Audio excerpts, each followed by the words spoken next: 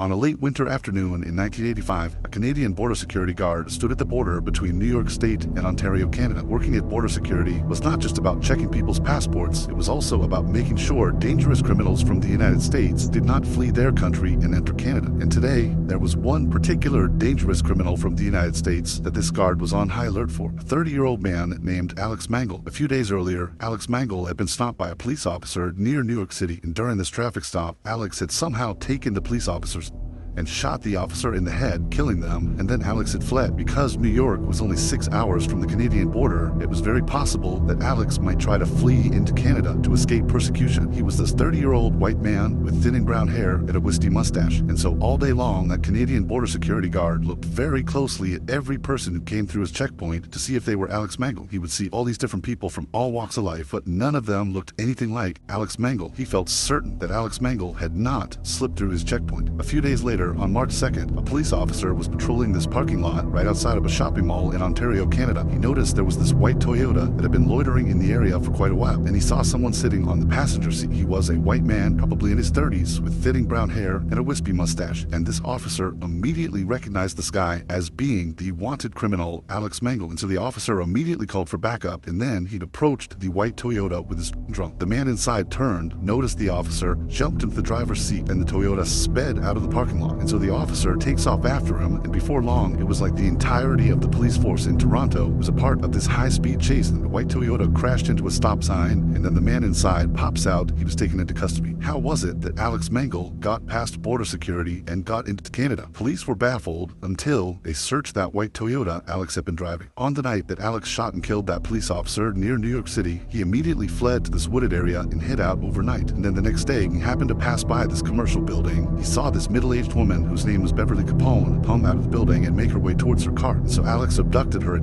point, and then he drove her to this cabin out in the woods. He murdered her, and then once she was dead, he stole her clothes and put it on, and also cut off her face and her scalp and put those on as well. He was literally wearing her skin and hair, and he hopped in that white Toyota and he drove up to the Canadian border, and amazingly, he got through the checkpoint without anybody noticing. And so police would figure this whole thing out when they searched that white Toyota, because they would find lying on the floorboard was Beverly's dress, scalp, and face. Alex was deported back to the US. However, before he could stand trial, he attempted to escape a prison transport, and in the process got shot to death by police. Following his death, officers continued to investigate him and also his property. They would discover all these photos of unidentified women, along with these maps where these very isolated places in New York and Pennsylvania were circled, and nobody knows what they mean. Many investigators believe Alex was actually a serial killer. However, we'll probably never know how many people Alex actually killed, because he took all of his secrets to the